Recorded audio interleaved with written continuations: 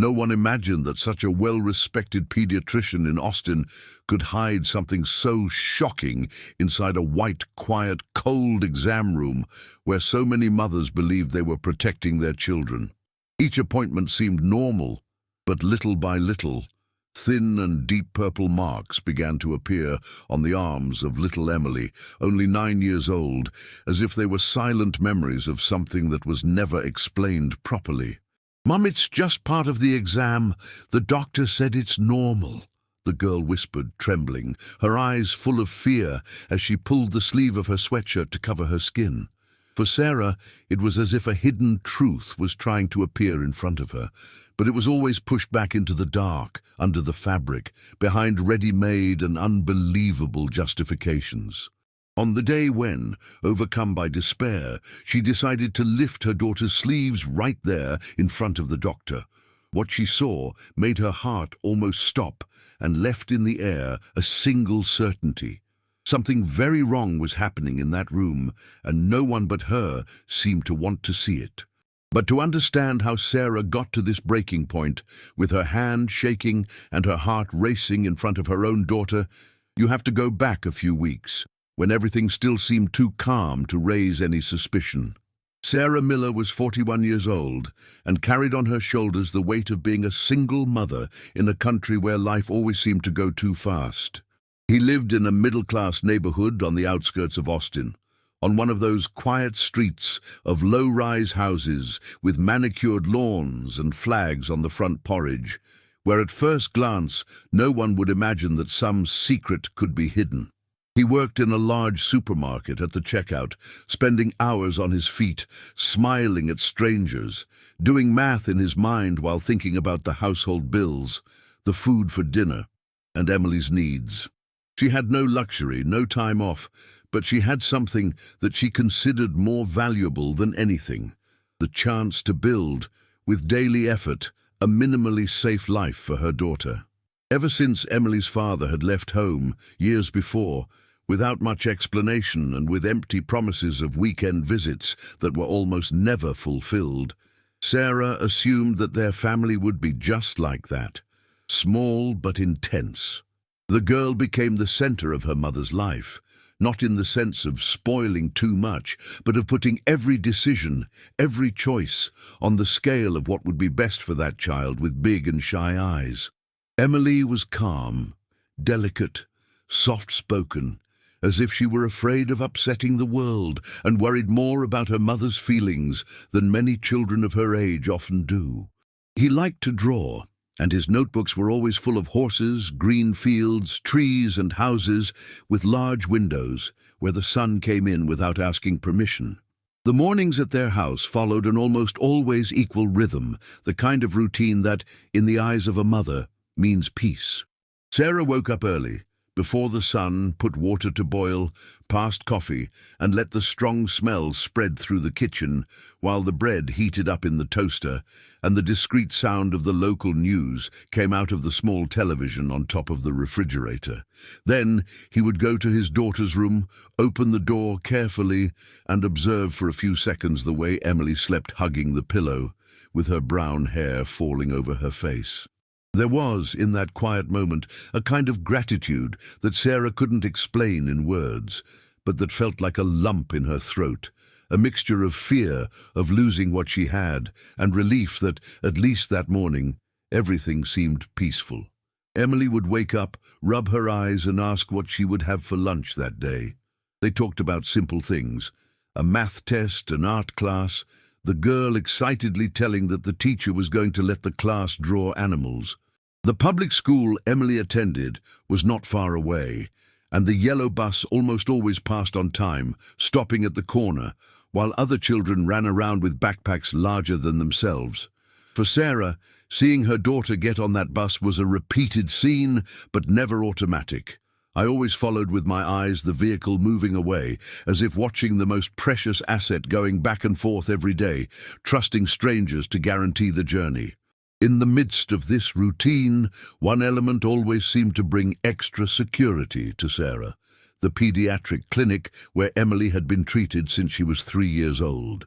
The place was a few blocks from a major intersection, in a light brick building with a discreet blue sign announcing the name of the clinic, known to many families in the area.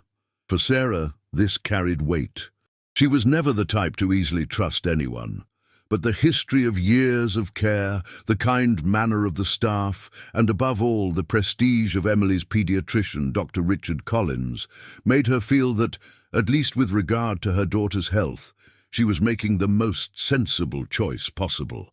Dr. Collins was about 50 years old, with neatly trimmed grey hair, thin-framed glasses, and a smile that seemed always ready to soothe nervous mothers and crying children. There were photos of him in the corridor of the clinic, receiving awards, participating in community campaigns, posing alongside other respected figures in the city. At school parties, many mothers would comment on how wonderful he had been when their children had high fevers, strange allergies, or asthma attacks. "If there's anyone I trust, it's that man," Sarah heard more than once as she waited in line at a school event. Over time, this collective confidence mixed with her own need to believe that, in that aspect of life at least, everything was under control. When Emily was younger, the consultations were simple. Measure weight, height, see if she was growing well, listen to her heart, look at her throat, those usual things. The girl did not seem to be afraid of the office, accepted the guidelines, held her mother's hand when she needed to take a vaccine, and then left proudly, with a colourful sticker pasted on her blouse. Sarah kept these little scenes as fond memories, and the doctor's name was always accompanied by a feeling of gratitude.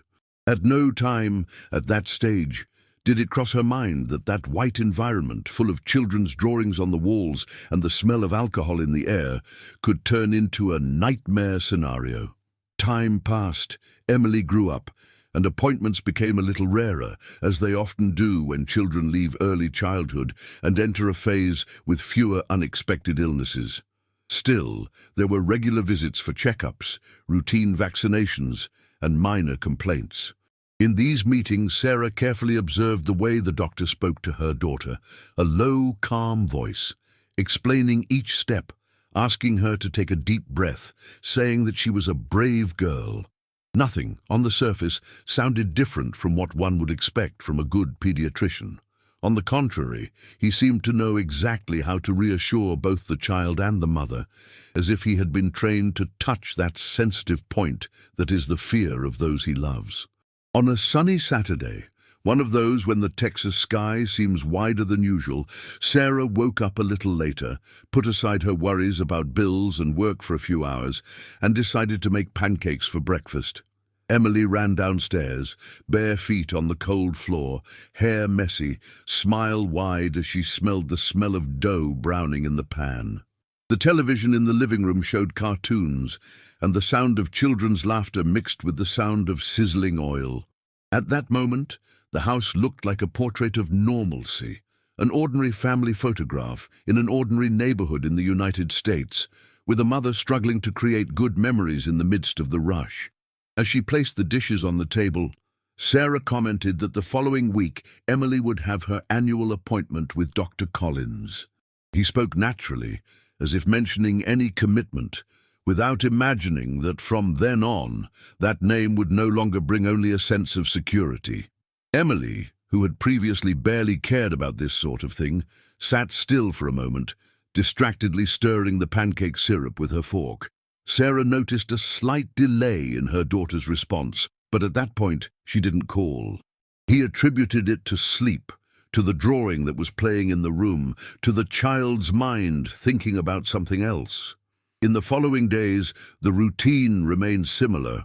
School, the yellow bus, homework scattered on the kitchen table, the complaints of Sarah's tiredness when she arrives late from the market, the quick dinner, Emily's shower, the good-night muttering, "I love you."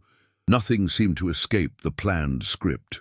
Until the day of the appointment came, and as she always did, Sarah organized herself to leave work early and take her daughter to the clinic. They took the simple car that she kept with sacrifice, faced a little traffic, parked near the glass entrance of the building.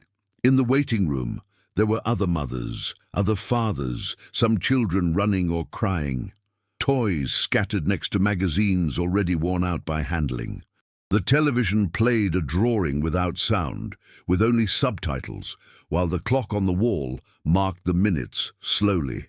Sarah filled out a simple form, confirmed the address, signed where asked, and sat next to Emily, who held a colored pen and scribbled on a piece of paper.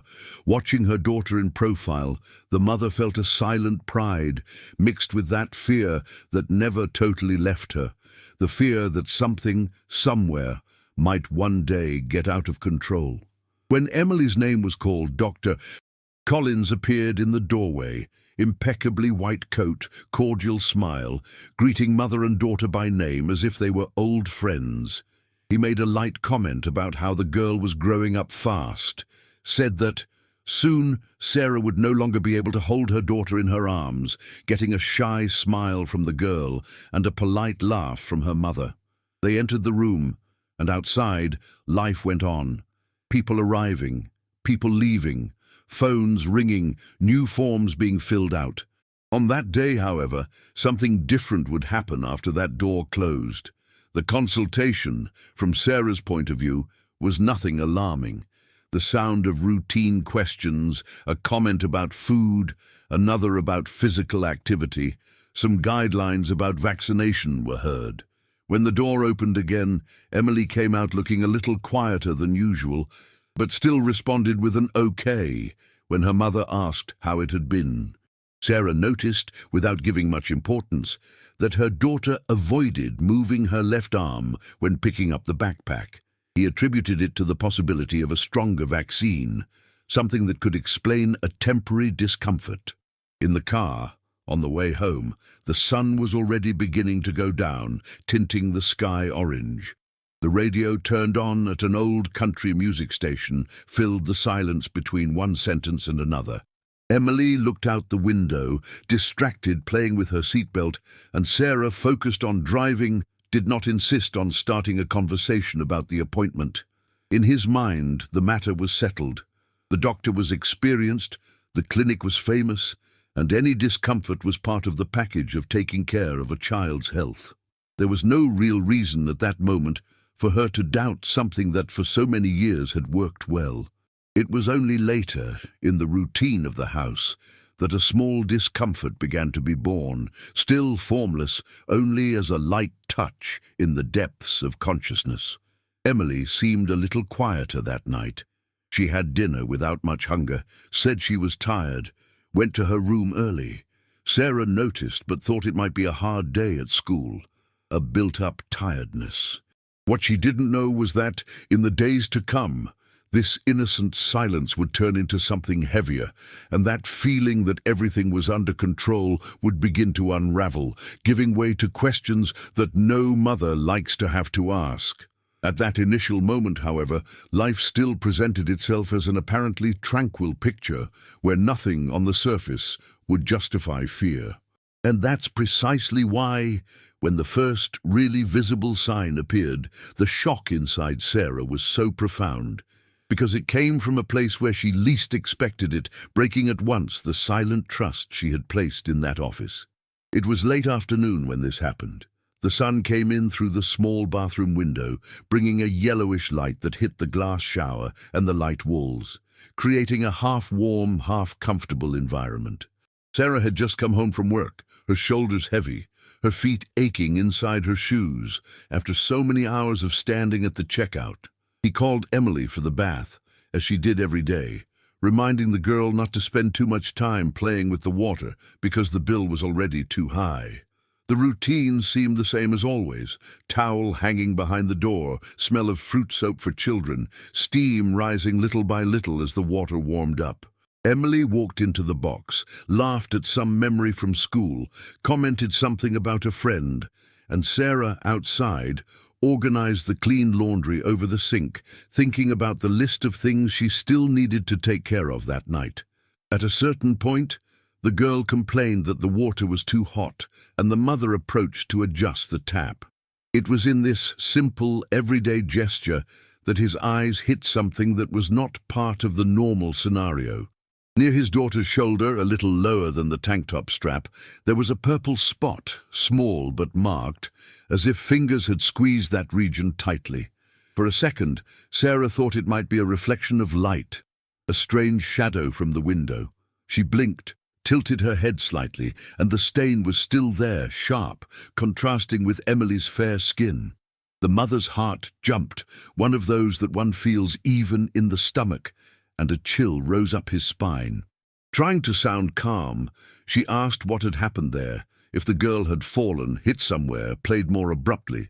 Emily shrugged, pulled her body away from her mother's direct gaze and, in a quick gesture, pulled the towel to cover the area.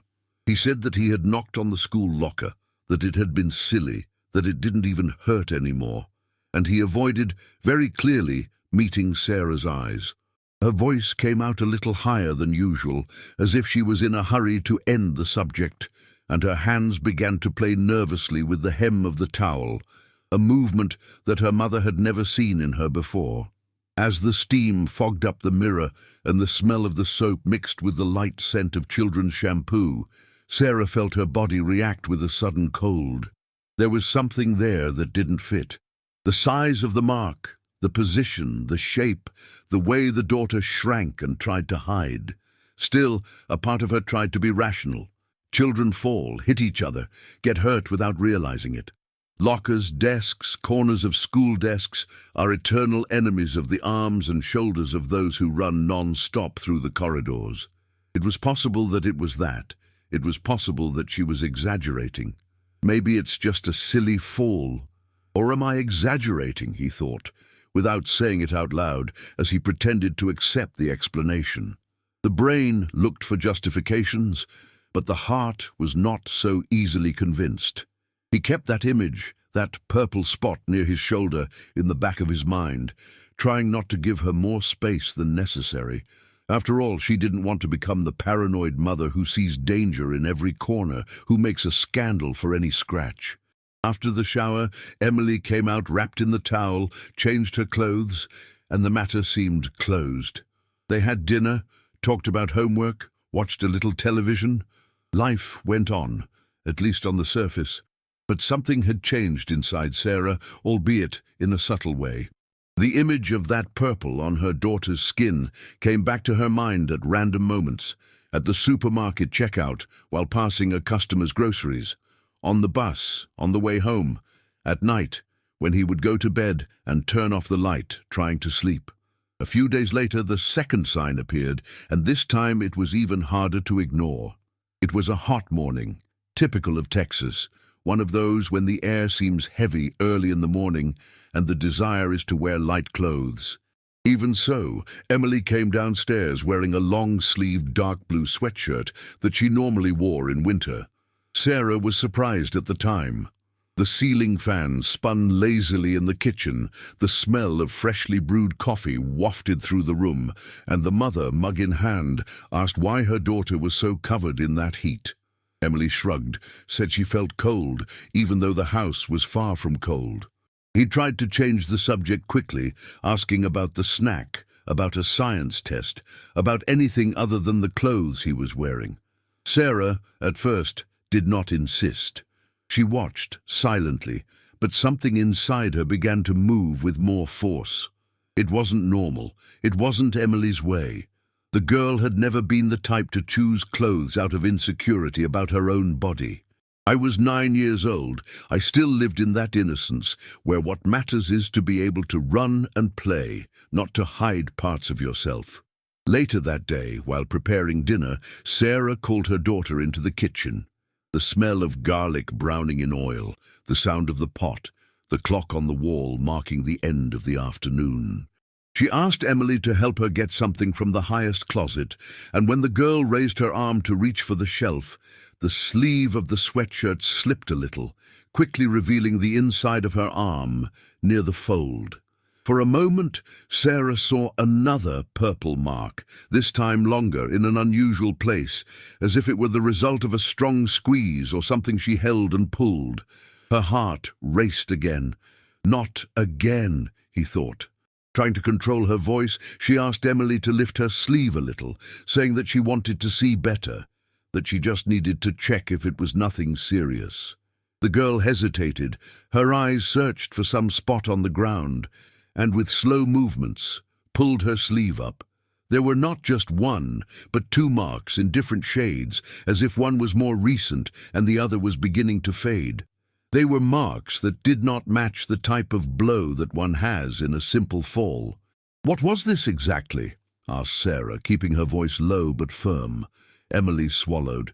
She said something about jokes in physical education class, about classmates who squeezed her arm unintentionally, about a push-push in the courtyard. The words came out run over, as if they had been created there on the spot, without much rehearsal. The mother listened, but her mind no longer accepted it so easily. Emily, who had always been sincere, seemed for the first time to put together a story to avoid a truth. When Sarah lightly mentioned Dr. Collins's name, asking if he had seen those marks during the consultation, the girl reacted with an almost imperceptible start. He said he didn't remember it right, that maybe yes, maybe not, and quickly changed the subject, asking if they could see a movie after dinner. I didn't want, in any way, to remain on that theme. She avoided not only her mother's gaze, but also any word that could connect the marks to the office. In Sarah's head, the questions began to pile up. Why is she lying to me? What is she so afraid to say? Am I seeing something where there is no, or there is really something wrong? His chest tightened, his hands were sweaty, even indoors. The kitchen, which had always been a place of relative calm, with the smell of food and the sound of pots, now seemed like a silent interrogation scenario, where each answer from her daughter brought more questions than explanations. In an attempt to convince herself that everything could have a simple explanation, Sarah commented days later, in a quick conversation with a co-worker, about how children sometimes got hurt at school. She expected to hear similar stories, something that would comfort her. Instead, the colleague laughed, told of a scratch here, a scraped knee there, but nothing that looked like finger-shaped marks on parts of the body that are normally covered. The feeling of being alone in that realization became even stronger. At the same time, Sarah was afraid of being unfair. What if I'm creating a monster in my head, she thought, remembering the doctor's fame, the praise of the other mothers, all the time she had left the clinic with her heart at peace. But it was enough to remember the way Emily held her sweatshirt, the way she avoided hearing the pediatrician's name, for an internal warning to come back with a vengeance. There was a strange pattern repeating itself, and ignoring it could be too dangerous. Still, at that point in the story, all Sarah had were marks, confusing excuses, and a growing sense that something didn't fit. He had no evidence, no witnesses, no one by his side saying, "I realized that too." It was just her, the restless heart of a mother and a daughter, increasingly closed in her own silence. What she didn't know yet is that, in a short time, this discomfort would cease to be just a feeling and would turn into an urgent need to watch every second inside that exam room. At the next appointment scheduled, Sarah was no longer the same. Blind trust had given way to a state of alertness that she tried to hide, so as not to frighten Emily, but that manifested itself in small gestures. The way she held her bag against her body, how she looked around the waiting room, how she noticed the time each child spent inside.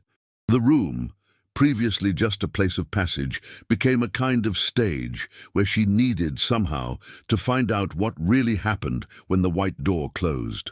When they arrived at the clinic again, the atmosphere looked the same.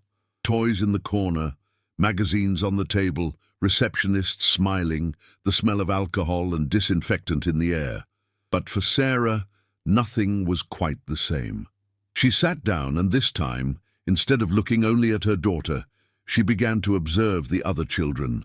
He noticed a girl leaving the office with her eyes downcast, hugging her own arms. She saw another avoid eye contact with her mother when she asked how it had been. They were subtle details which could mean many things, but which, in Sarah's mind, were forming an uncomfortable drawing. When Dr. Collins appeared at the door calling Emily, He repeated the usual ritual: smile, cordial greeting, light comments. Other mothers in the room exchanged looks of confidence. Some even praised the doctor loudly, saying how dedicated he was. For a few seconds, Sarah felt small, almost ashamed that she was suspicious of someone so well regarded. "Am I going crazy?" she thought, feeling a mixture of guilt and fear. Still, something inside her refused to shut up. As the door closed behind her daughter, the click noise seemed louder than usual. The muffled sound of voices inside barely reached the waiting room, and the clock on the wall, previously little noticed, became almost an enemy. Sarah mentally counted the minutes. 5, 10, 15. Each interval seemed longer than the last. He stared at the door all the time, wondering what could be happening on the other side. His hands were cold, despite the hot weather. She thought about getting up and knocking on the door, asking if everything was okay, making up some excuse to come in. But the weight of the opinion of others, the force of custom, the trust that everyone seemed to place in that environment, held her in the chair for a longer time than she would like to admit. "If I enter now, they will think I'm exaggerated, that I don't trust his work," she reflected, feeling a clash between the desire to protect her daughter and the fear of judgment. After a few minutes that seemed like an eternity, the door finally opened, and Emily left. The smile was there, but it wasn't the whole smile of other times. It was something tense, forced, just there to fulfill a role. The girl avoided moving her left arm when she picked up the backpack, and a slight stiffness in the movement did not go unnoticed by her mother's attentive eyes. When asked how it had been, Emily replied in a low voice that it had been just a different exam, that the doctor needed to see some things on the arm. On the way back home, the mood in the car was heavy, despite the low sound of the radio trying to fill the space. The streetlights, passing through the glass, created drawings on the girl's face, who looked straight ahead without saying much. Sarah, behind the wheel, felt every second of that journey weigh on her shoulders. She wanted to ask more, to get the truth out, but she feared that if she pushed too hard, Emily would close herself off even more. She seemed to walk a fine line between protecting her daughter and making her feel free to talk when she was ready. In the evening, something happened that further altered Sarah's perception. For the first time, Emily locked the bedroom door. When the mother tried to go inside to say goodnight, she turned the handle and met resistance. Inside, there was a muffled cry, a low sound, as if the girl was trying to hold back her tears so as not to be discovered. Sarah leaned her forehead against the wood of the door, felt a tightness in her chest, and stood there in silence for a few moments. She could have demanded that her daughter open it. She could have insisted. Instead, he said, in a choked voice, that he would be in the room if Emily wanted to talk. Lying on the couch, staring at the ceiling, listening to the distant sound of a car passing by on the street, Sarah faced a dilemma that many mothers know well. If she was right in her suspicions, she couldn't waste any more time. If she was wrong, she risked destroying the reputation of a man everyone seemed to admire. The thought hammered, what if all this is just in my head? What if it isn't? Between the fear of being unfair and the even greater fear of not protecting her daughter, the second option began to weigh more. The next morning, with dark circles under her eyes marked and her body tired, she decided that she could no longer just feel it. I needed, somehow, to investigate, to seek information, to put pieces together.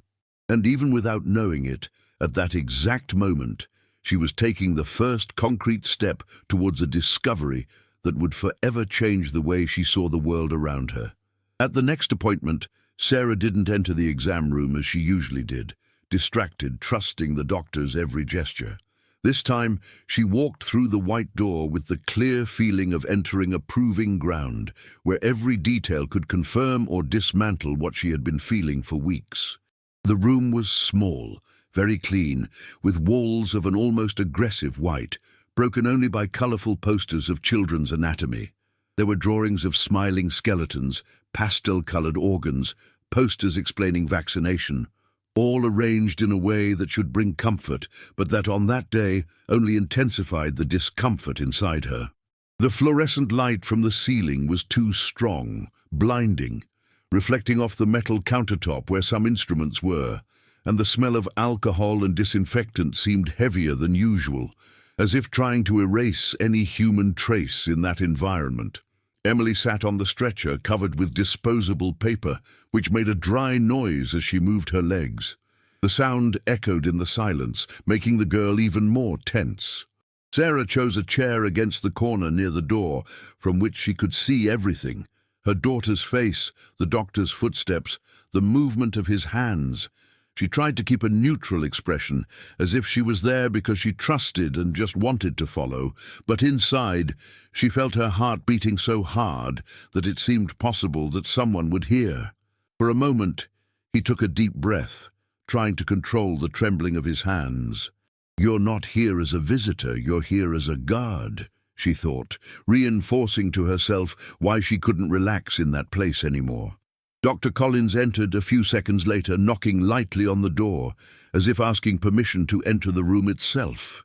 He wore the same impeccable white coat, the stethoscope hanging around his neck, his grey hair neat. He smiled when he saw Emily, complimented the sweatshirt she wore, made a comment about how the girl seemed to have grown more since the last time. To any outsider, the scene would be ordinary. A caring doctor, a slightly shy child, a quiet mother in the corner. Sarah, however, now noticed things she had never paid attention to. The way his gaze lingered a second longer on her daughter's expression, the way he approached measuring each step, the controlled way he modulated his voice. He began the routine exam, measuring Emily's height with the ruler against the wall, jotting down numbers on a clipboard, asking her to step on the scale. The girl obeyed in silence, her eyes fleeing from any eye contact with both the doctor and her mother. Sarah watched everything, feeling every detail etch in her memory. When he asked Emily to sit down on the stretcher again, he approached his mother with a soft, apparently worried smile, and blurted out, as if making an unimportant request, "Sarah, if you want to wait outside, it might be better. Some children get a little nervous when their parents are around. Sometimes it gets in the way of the exam."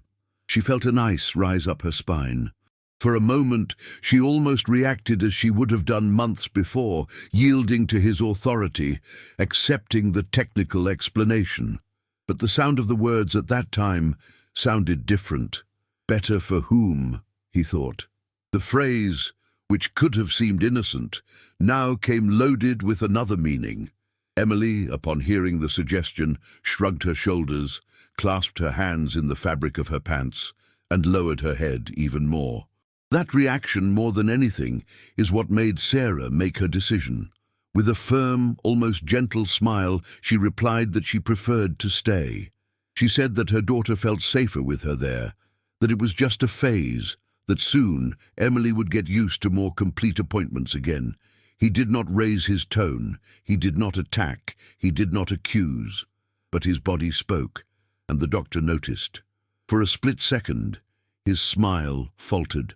Sarah saw a different glint pass through his eyes, somewhere between irritation and impatience, before he recomposed his face and returned to his usual cordial expression. "Sure, no problem," he replied, still in a soft voice, but now with something rigid hidden behind the words. "Let's continue then." Sarah felt her heart race even more. "Why so much insistence on being alone with my daughter?" echoed in my mind, like a question that no longer wanted to be silenced. She clasped her hands over her own legs, in an effort not to show nervousness, but the feeling of being on high alert seemed to take over every part of her body. He watched the doctor as someone watching a stranger inside his own house. He began to listen to Emily's chest, touching the stethoscope with delicate movements, asking her to take a deep breath. Every gesture, every touch, that would have previously gone unnoticed, now seemed longer than it needed to be. Sarah mentally counted the time he stayed in each position, hoping to see any sign that would confirm once and for all what she suspected. At the same time, he feared he would not find anything. She was afraid that she was seeing monsters where there was only care, but that fear was not enough to make her retreat. After listening to the heart, the doctor took a few steps back, approached the metal bench, took a small flashlight, checked the girl's throat and eyes. Everything until then could be considered normal. Still, the atmosphere in the room was different. With his every move toward her daughter, Sarah leaned forward slightly, as if ready to come between them at any moment. He said nothing, but the tension was almost palpable. At a certain point, he put down the flashlight, wrote something down on the record, and, with the same trained calmness, said, "Now I need to examine Emily's arms a little more closely. I've been noticing some small changes in previous appointments, nothing serious, but I want to check the circulation and apply some sensitivity tests. It's important, especially at this age." Sarah felt her stomach turn. The focus of the exam, precisely on the arms, where the marks had been appearing, sounded less like a coincidence and more like a central point that she had not allowed to see up close. His body reacted before the mind. Instead of stepping back, he slowly got up from his chair and took a few steps, getting closer to the stretcher. She didn't put herself between the two yet, but she got close enough for the doctor to know that she didn't intend to miss anything that would happen there. Emily heard the explanation and froze. Her hands, which had previously rested at her sides, began to squeeze the paper edge of the stretcher so tightly that her knuckles turned white. The sweatshirt felt heavy over her shoulders. The sweat began to appear in small drops on his forehead, clashing with the cold air in the room. The girl looked at her mother quickly, as if asking for help without saying a word. The look was desperate, full of fear, and that made Sarah's chest ache as if someone was squeezing it from the inside. "Can you take your sweatshirt off for me, Emily?" the doctor asked in the same soft voice as always. "That way I can examine it better. It won't hurt, I promise." The phrase, in another context, would be common. There, it sounded threatening. The girl did not move. The seconds dragged on. Her breathing became faster, her chest rising and falling in short movements.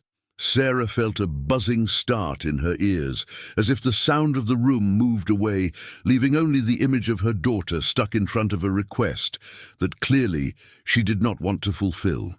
"Emily," he insisted, still smiling, but with a tone of impatience slipping around the edges of his voice. "Come on, it's just to examine you properly. Your mother is here, everything is fine." Sarah could no longer bear to watch in silence. "I'll help," she said, getting a little closer to her daughter. "It's very hot in here, isn't it, love? Let's take it off. It's going to be more comfortable." He spoke calmly, but inside the thought screamed, "No exam needs to leave a child like this." That was no ordinary nervousness. It wasn't a fear of needles. It was fear of something she didn't know exactly what it was, but that made it clear that for Emily, that simple gesture wasn't safe. With trembling hands, the girl began to pull the hem of her sweatshirt slowly, as if every inch lifted was an involuntary exposure of something she wanted to hide at all costs. The doctor watched with an interest that Sarah could no longer read as professionalism. With each passing second, the air in the room seemed to get heavier. When the sweatshirt finally rose high enough to show its arms, the truth came out. The marks were there, more visible than ever. It was not an isolated purple near the shoulder, nor a bruise in the crook of the arm that could be explained by a push and pull between colleagues. There were several spots in different shades of purple, some yellowish on the edges, a sign that they were already leaving, others darker, recent, deep.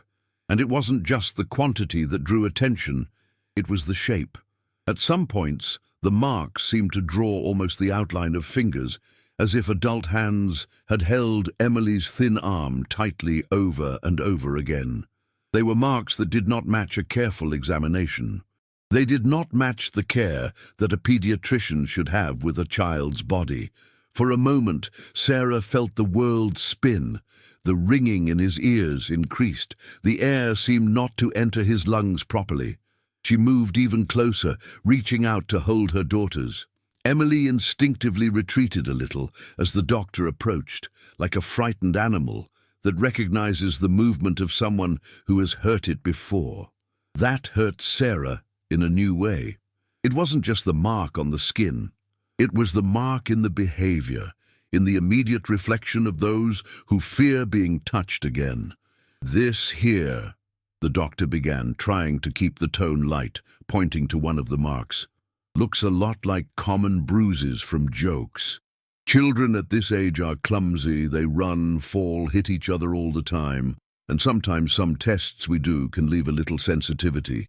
The words entered Sarah's ears like rehearsed sentences, but now they were no longer enough to drown out what her eyes saw. Sensitivity test did not justify marked fingers. Playing at school did not explain the position of some stains in places that, on a daily basis, would hardly be hit by a casual knock. The more he spoke, the more the revolt grew within her. The technical justification, which in other times would have been accepted without discussion, now sounded like a smokescreen. "Did she complain of pain in these spots?" he asked, as if worried, touching an area that was already purple with his fingertips. Emily winced and closed her eyes tightly, as if she was trying to mentally get away from that moment. Tightness in Sarah's chest. "Enough," he thought. It was the word that was now beginning to take shape within her, still voiceless, but about to find an outlet. The time inside that room seemed to change pace. Every second stretched as if it would last for minutes. Sarah looked now at her daughter's arm, now at the doctor's face, now at Emily's expression of almost childlike fear. The mind fired questions that had no immediate answer. If it's not here, where else could she be hurting herself like this? Who would have access to it so often to leave marks in these regions? Why does she lie whenever I talk about the office? Why does he want to be alone with her so much? She felt her heart pounding in her neck, her breath being held up. But at the same time, a strange clarity was beginning to dawn in the midst of all that confusion. Even if the definitive proof was missing, something in his instinct, fed by weeks of observation and small clues, could no longer be pushed under the rug. It was as if, finally, two important pieces of that puzzle had fallen into place: the fear of the daughter and the marks on her body, together, inside the same room, before the eyes of the mother. Still, no matter how strong the images were, Sarah knew somewhere within herself that she would still need something more solid than perception itself. The outside world, accustomed to praising the doctor, might not be satisfied with "I felt" or "I saw." The other mothers, who were still smiling in the hallway, might have thought she was overreacting. The clinic staff might have come to his defense. The authorities could demand more. And it was this painful awareness, added to what he had just witnessed, that definitively planted the idea of looking for evidence that no one could ignore. In the days that followed, Sarah's routine changed without anyone but her noticing. Each time she went to the clinic or passed by, her attention was divided between Emily and the other children. He sat in the waiting room, apparently quiet, with his purse on his lap and his gaze vacant. But inside he observed everything with the precision of someone who no longer wants to miss any detail. He began to notice things that would have gone unnoticed before. She saw girls leaving the office with their shoulders shrugged, hugging their own bodies, as if they wanted to hide inside themselves. He noticed a little girl who, when she found her mother in the waiting room, did not run to hug her. Instead, she walked slowly, looking at the floor, and when her mother asked how it had been, she muttered something unintelligible before changing the subject.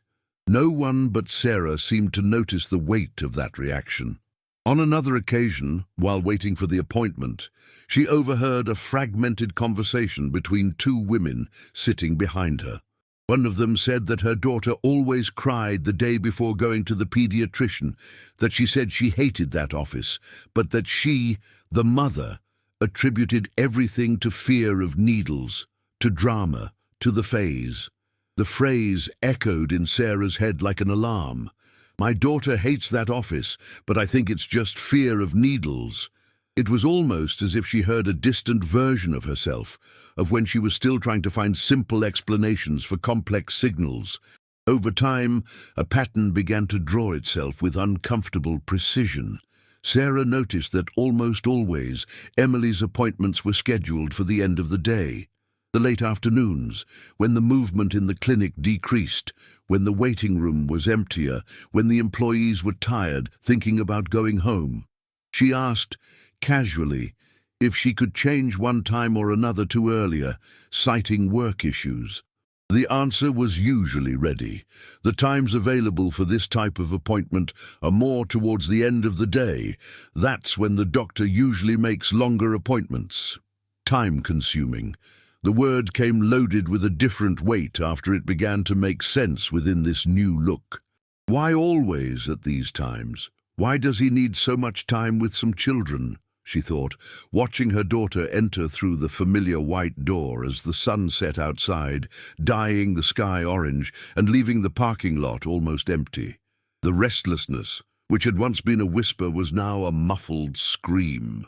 Sarah could no longer ignore the feeling that she was not the only one seeing strange signs, that other mothers also dealt with silent cries, vague refusals, poorly explained fear, but chose, out of confidence or tiredness, not to look too closely.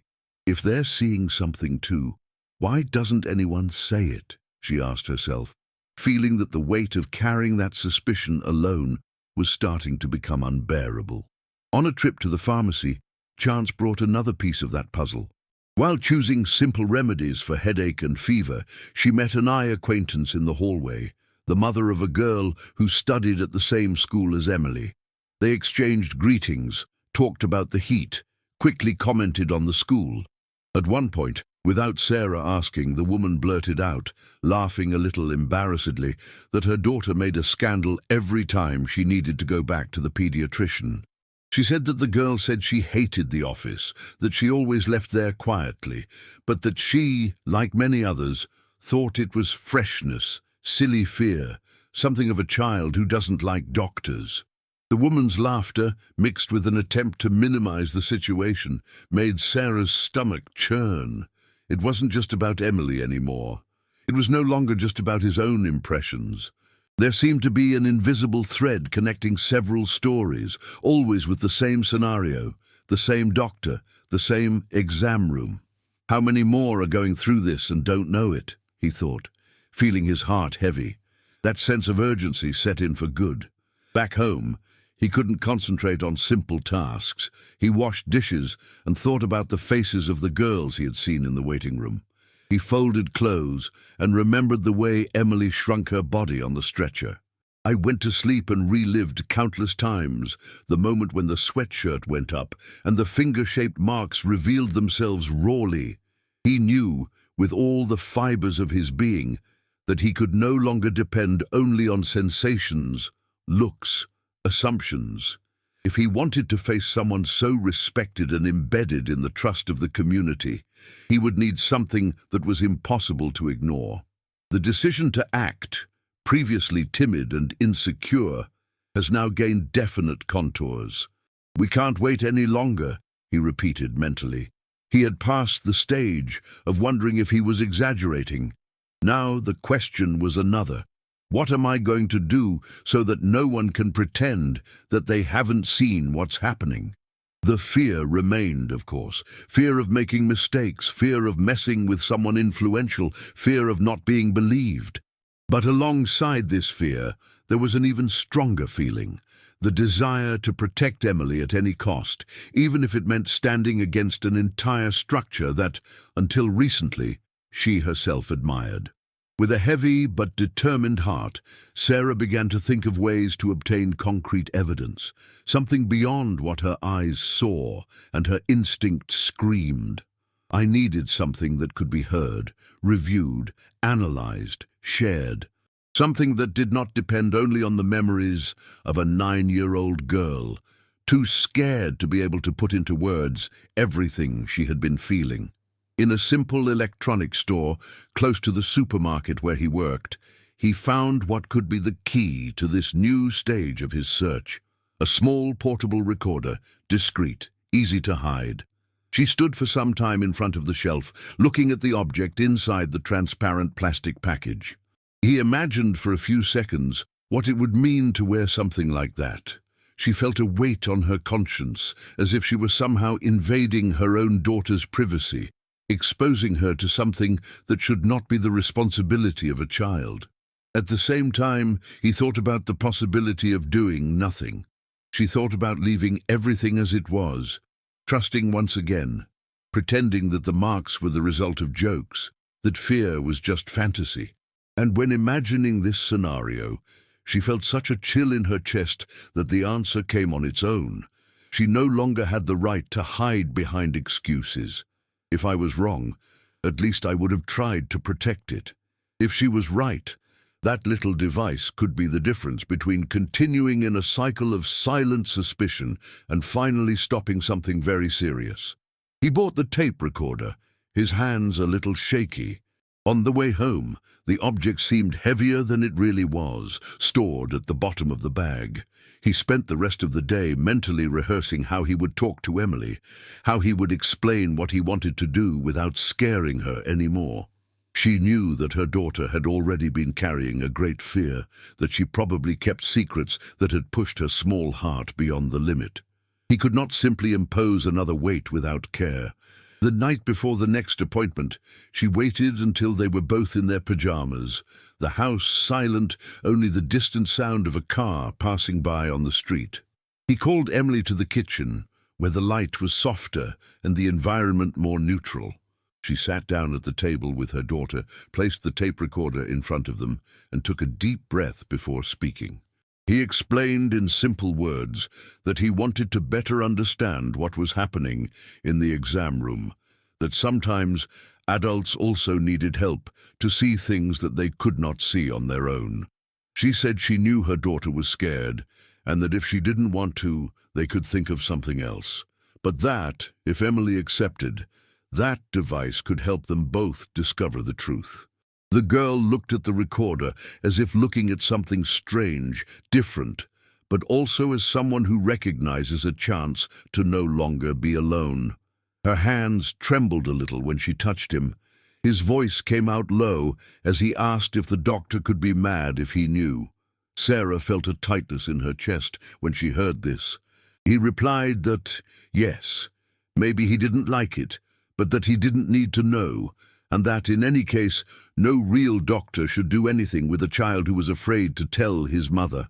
Emily hesitated, thought, looked at her mother's face, as if she was looking for a certainty that she did not have within her. In the end, he agreed. He said he would put the tape recorder in his backpack and try to leave it near the examination bed. Her voice, at that moment, was the voice of a child trying to be strong in a scenario for which she should never have been prepared. On the day of the appointment, fate played one more trick on Sarah's heart. Because of a schedule confusion at the supermarket, she was unable to be released early to take her daughter. A friend, the mother of a schoolmate of Emily's, offered a ride to the clinic. Sarah accepted, but with a heavy heart. The idea of not being physically present at the most delicate moment of her strategy left her almost breathless. Still, she recalled that, with the recorder, part of her would be inside that room, even if the body was trapped between shelves and goods. Before her daughter left, she knelt at her height, held her face with both hands and repeated calmly that she was not alone, that anything that happened inside, they would both know later. He asked Emily to leave the backpack very close to the stretcher, as they had agreed. The girl nodded, teary-eyed, and hugged her mother tightly, as if that gesture were a temporary shield against fear. When the door closed behind them, Sarah felt a strange emptiness inside the house. The silence seemed even heavier. At work, the hours dragged on. Every time I looked at the clock, I imagined what might be happening in the clinic. I thought of Emily entering through the glass door, sitting in the waiting room, walking through the halls, entering the room. I thought about the tape recorder hidden in my backpack, the risk of someone noting, someone taking it out, someone turning it off. What if today is the day when something worse happens and I'm not there? he repeated mentally like a burning phrase. When he finally got home, after a shift that seemed longer than any other, he found Emily on the couch, her gaze far away. The friend who had taken her said, in a superficial way, that everything was fine, that the appointment had been normal, that the girl had only been quiet a little. Sarah thanked her, smiled embarrassedly, but her mind was elsewhere. She wanted, above all, to take her daughter's backpack, find the tape recorder, listen to what he had recorded. She waited until she was alone in the kitchen. Emily went upstairs to the room, saying she was tired. Sarah, her heart racing, opened her backpack carefully, rummaging through notebooks, crayons, empty lunchbox, until she found the tape recorder. He was there. It seemed intact. Her hands were sweating as she held him. For a moment she thought about waiting a little longer, breathing, calming down, but her curiosity mixed with fear was too great. I knew that this would be a point of no return. After listening, there would be no way to undo what was discovered. He placed the device on the kitchen counter. The environment suddenly seemed smaller. The sound of the refrigerator in the background, the ticking of the wall clock, the faint noise of distant traffic formed an almost ironic soundtrack for the moment that was approaching. She took a pair of headphones that she kept in a drawer, plugged them into the recorder, and put them on. He felt his hands shake one last time before pressing the play button. At first, everything seemed normal. He heard footsteps, the sound of a door opening, voices in the background. Emily muttered a shy, "Good morning." The doctor replied in his usual calm voice, asking about school, about how she felt, making little jokes to break the ice. Sarah closed her eyes for a moment, as if she could see the scene even more clearly. I recognized that tone, those phrases. It was the same way as always, the same rhythm, the same politeness. As the audio progressed, the sounds changed. The door to the office closed. The noise of the paper on the stretcher as it received Emily's weight sounded clear. The stethoscope tapped lightly against some surface. Until then, everything could still be fitted into the normal field. But little by little, the tone of the doctor's voice began to change. It wasn't something that someone distracted would notice, but Sarah, with her ear glued to that reality, felt the change. He began to make comments that, at first glance, could be interpreted as medical observations, but that had something crossed. He spoke of the girl's body in unnecessary detail, used terms that, in the mouth of a pediatrician, took on a different color. Then came the part that made Sarah's blood run cold. He mentioned sensitivity tests in a way that in context sounded wrong. He asked Emily to say when she felt something, insisted that she describe sensations, touched points that didn't need to be touched that way.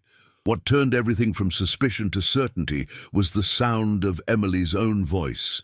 It was not the tone of a quiet child in an appointment. There was suppressed crying, rapid breathing, almost whispered requests to stop. "Please, I don't like this. I don't want it anymore," she heard, at a time when the doctor responded with a, "It's okay. This is important for your health. You need to trust me." The difference in weight between these two lines was like a punch in the pit of Sarah's stomach. Then came the phrase that, for her, would be impossible to forget. He told the girl that some mothers did not understand what was best for their children's health, that they talked too much, that they got in the way. He asked Emily not to tell her mother anything about certain types of tests, saying that it might worry Sarah for nothing. The words, "Don't tell your mother," pierced Sarah's chest like a knife. It was the confirmation that, above all, there was a clear attempt to distance daughter and mother, to break the bond of trust between the two. Sarah's legs weakened. She had to lean on the kitchen counter to avoid falling. Tears rose to her eyes, burning. He took one of his hands from the support to cover his mouth, as if he wanted to hold back the scream that threatened to come out. He kept listening because, as painful as it was, he knew he needed to record everything, every word, every silence, every sigh. As the audio progressed, more inappropriate comments emerged, more touches were described by him as normal, the more Emily's voice trembled.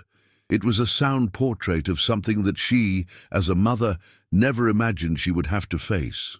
The white room, the colorful posters, the impeccable lab coat, all of this now seemed part of a carefully set up to hide what was happening away from the parents' eyes. When she finally paused the tape recorder, Sarah felt that something inside her had changed forever. It was no longer the mother who was suspicious, who asked, who felt alone in her own doubt.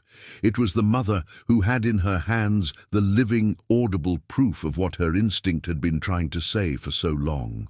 The fear was still there, but at that moment it was swallowed by another even stronger feeling. The certainty that this man would never touch her daughter again, and that she would not let any other mother go through what she was going through if she could help it. She stood still for a few minutes, breathing hard, crying in silence, leaning on the bench. He looked at the device as if looking at a gun and also at a shield.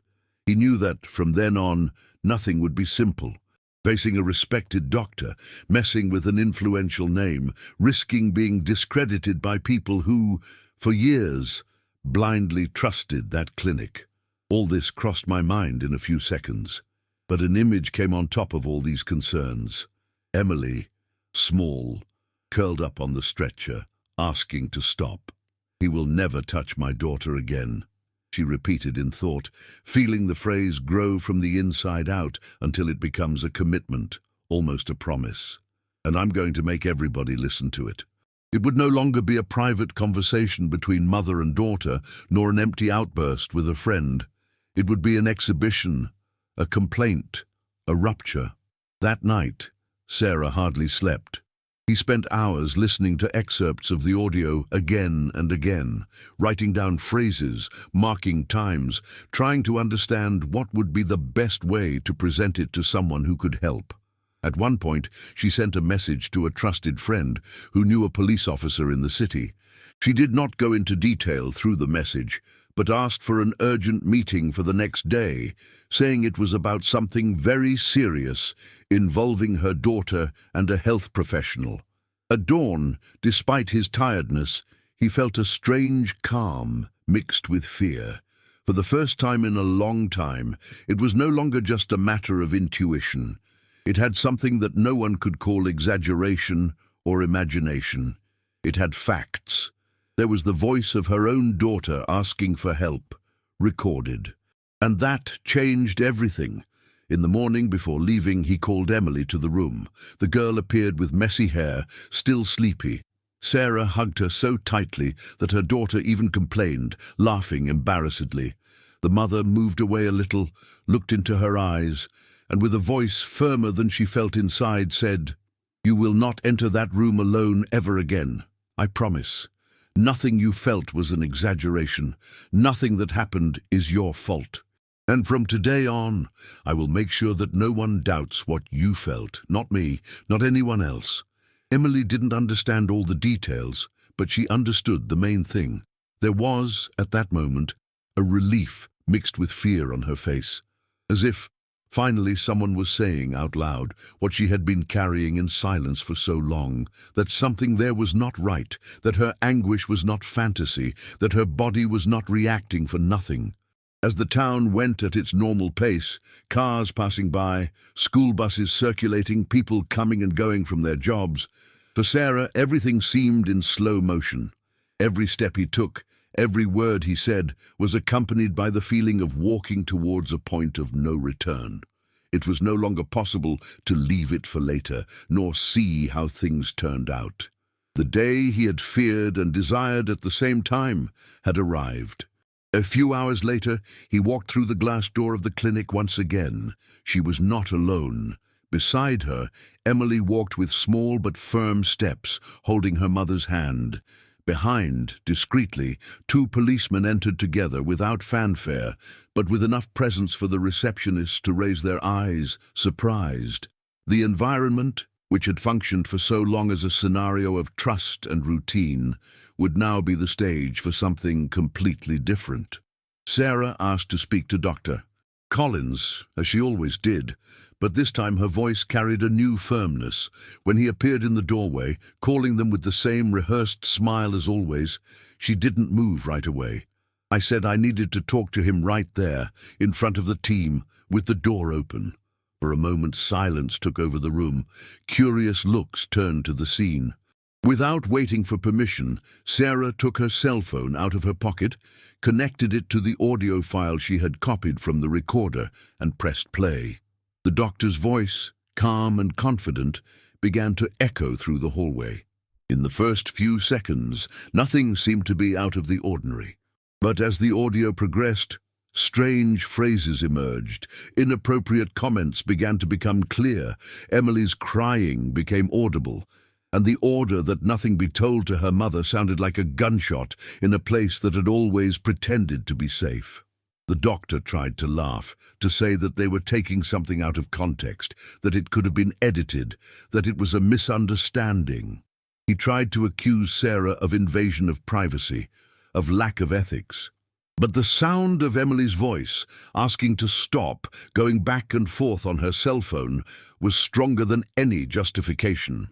The receptionists looked at each other. Some mothers approached, attracted by the noise, and the police were already positioned a little further ahead, ready to intervene if necessary.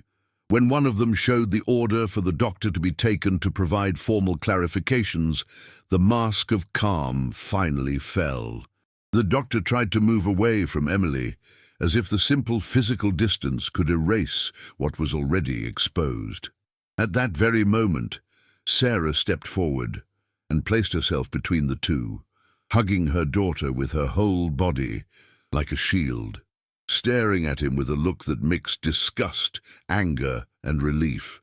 That gesture of physical and symbolic protection was the point at which nothing could be swept under the rug.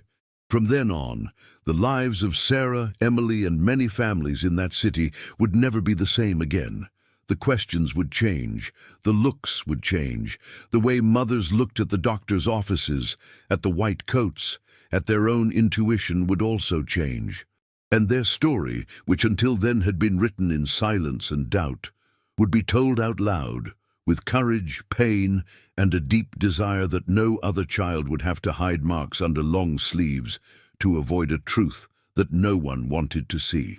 Before continuing with the next details of this story, it is worth a sincere request. If everything you've heard so far has moved you, reminded you of some strange situation, made you rethink the way you see the protection of a child, help bring this type of story to those who really care. Stories like this can open the eyes of many mothers and prevent other Emily from going through the same silence. So, if you want to be part of this mission of alert and care, don't forget to like this video, subscribe to the channel, and activate the bell. This sounds simple, but it makes a huge difference so that messages of maternal protection reach further and further. In the days that came after the confrontation at the clinic, life in the neighborhood seemed to enter a different rhythm. At first, there was an awkward silence, as if people avoided openly commenting on what had happened for fear of their own conclusions. But little by little, the news began to spread. First in the corridors of Emily's school, in the message groups between mothers, in the whispered conversations at the church door, in the bakery line. No one had a complete version, but everyone knew, somehow, that something very serious involved the most beloved pediatrician in the region.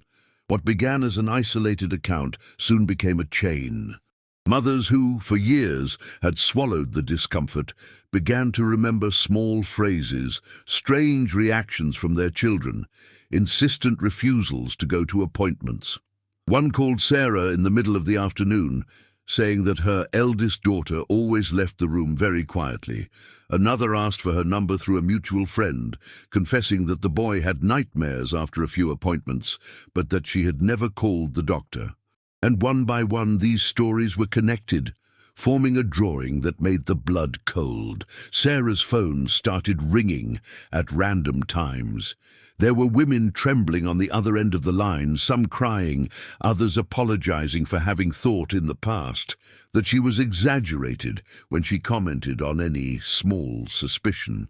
There was shame, there was guilt, there was a kind of pain that only those who are mothers understand, the feeling of having put a child in the hands of someone they trusted, and then discovering that that place was not as safe as they imagined. Each new story reinforced the certainty that Sarah's recording was not an isolated case, but the tip of a much bigger problem. The police, who already had Emily's audio in hand, expanded the investigation. He began to cross-reference data from medical records, appointment times, and appointment patterns. They realized that it was no coincidence that many children were seen at the end of the day, when the clinic was almost empty. They found records of separate waiting lines, notes on longer queries, always with the same groups.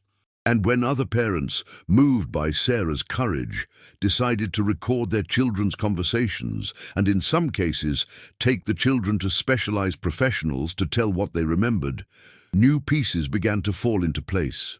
Some parents returned to the clinic only to ask for copies of medical records and received uncomfortable responses. Others were called to testify, and reports of similar behavior emerged.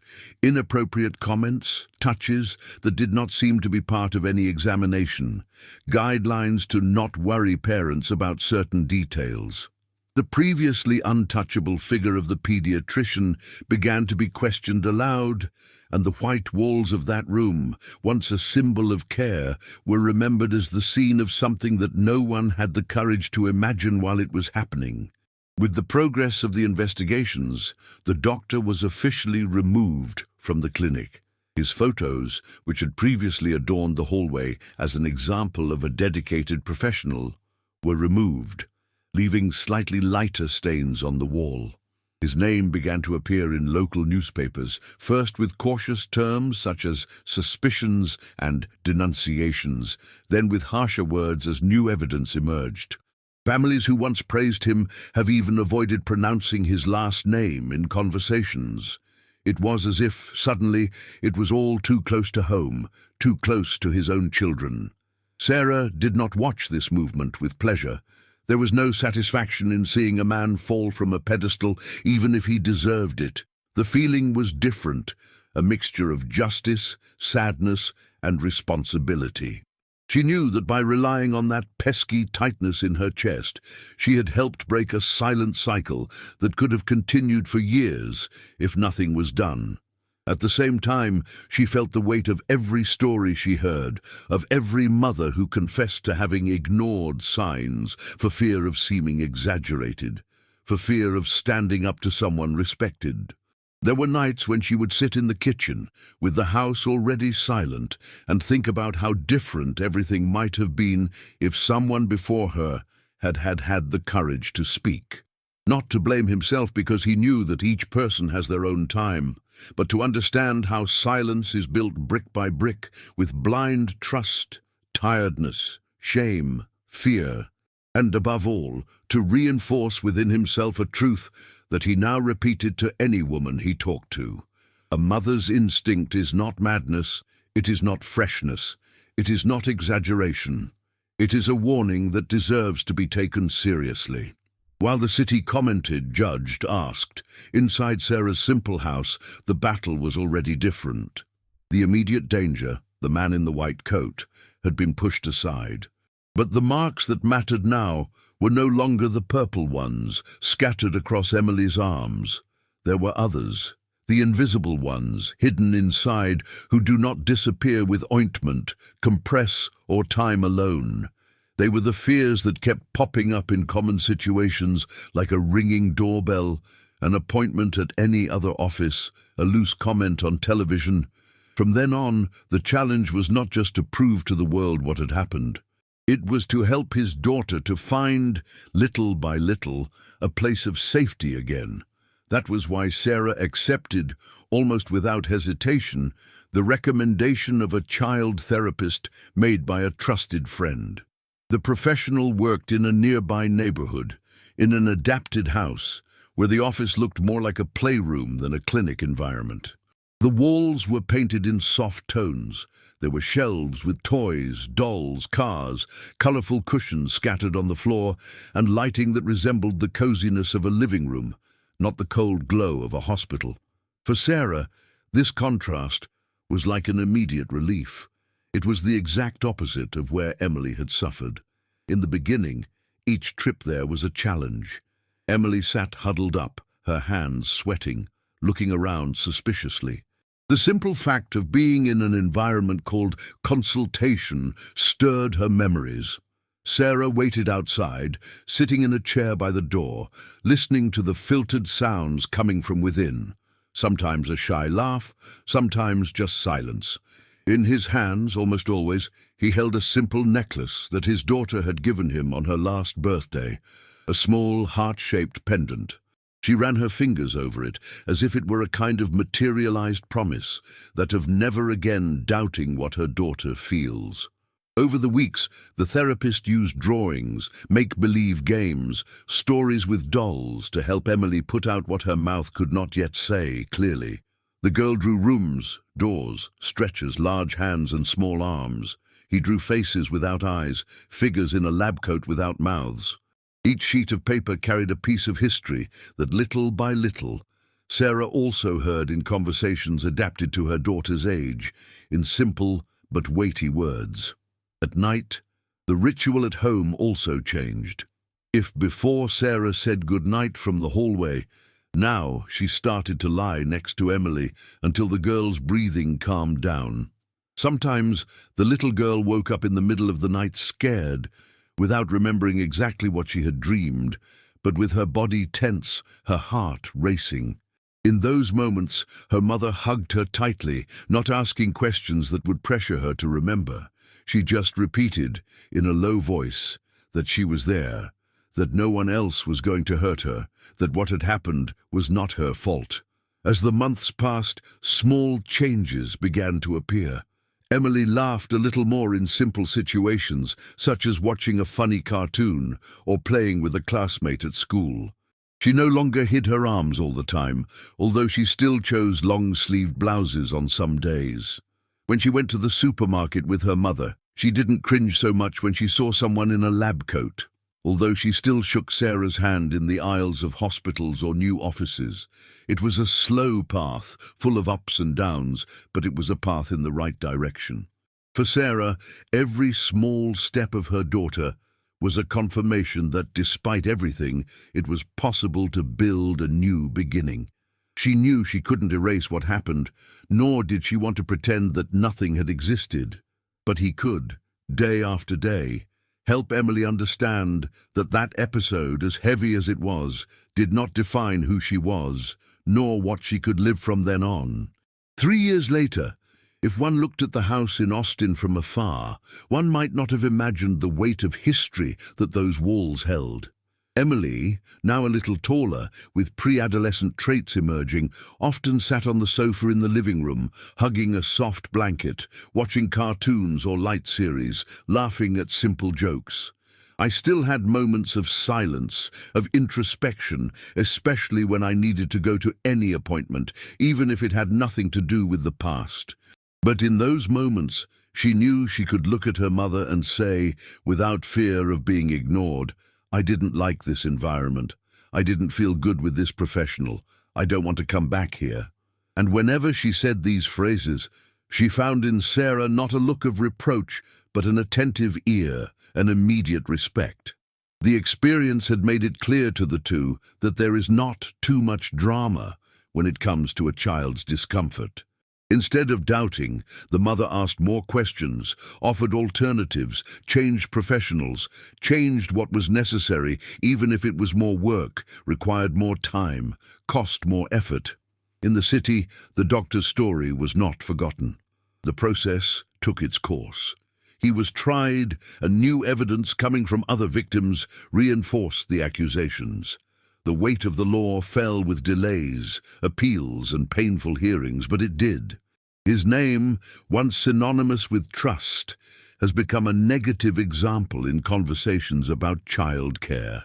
Many mothers, after that case, started to follow the consultations more closely, ask more direct questions, not accept vague explanations.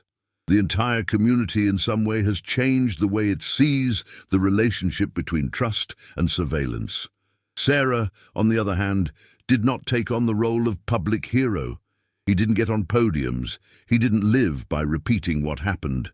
But in practice, it has become a discreet point of support for other women. In conversations at the school door, on church benches, in supermarket lines, whenever someone commented on a strange feeling, she said calmly that it was worth investigating, that it is worth listening to the inner voice, even if the whole world says it is exaggerated. She repeated tirelessly that no mother is crazy to ask too many questions when it comes to the safety of a child. Inside that modest kitchen in Austin, life went on, with bills to pay, with good days and bad days. But there was something different in the air, a silent certainty that when a mother decides to face the fear of seeming inconvenient and acts to protect the one she loves, something greater than pain itself happens. A chain breaks, a cycle is interrupted. Children who may never know what could have happened to them go their separate ways in peace, thanks to the courage of someone who refused to be silent. At the end of this story, the image that remains is simple and powerful at the same time. A modest kitchen in Austin, 2 chairs side by side, and a mother holding her daughter's hand firmly, as if she would never let go. Sarah doesn't see herself as a heroine. She doesn't feel special. She sees herself only as a mother who, like so many who are watching, spends sleepless nights, counts coins to pay the bills, and often swallows her fear so as not to worry her children, but who one day decided to hear that insistent tightness in her chest. What started with a small purple mark hidden under a sweatshirt sleeve turned into a silent scream that no other person around seemed to hear, not the neighbors, not the other mothers, not the clinic itself, used to seeing dozens of children coming in and out every day. For those who follow this far, there may be a question that hurts. What if it was my daughter? How many times, for fear of seeming exaggerated, does a woman miss a detail, a strange phrase, a frightened look from a child? Sarah also thought that she was also ashamed to imagine that she could be wrong. She also felt small in front of a doctor, full of diplomas on the walls, in an impeccable white coat, recognized throughout the city. But the truth is that no title, no praise, and no well-decorated room are above a mother's instinct. Seeing Emily today, sitting on the couch, hugging a soft blanket, watching cartoons while smiling again, does not erase what happened, but shows that the courage to act at the right time can change the ending of a story that had everything to be much darker. The girl is still in therapy. She is still scared of doctors' offices. She still holds her mother's hand tightly in corridors full of doors. But she knows that when she says, "I didn't like it, I'm afraid," or "I don't want to go back," this voice will be respected above any adult opinion. In every appointment, in every new environment, there is now a silent agreement between the two. Emily's word is priority, not detail. For those of you who listened to every detail, who were heartbroken with each new brand revealed, who may have remembered some strange situation in your own family, this is not just a story of a police officer and a doctor in prison.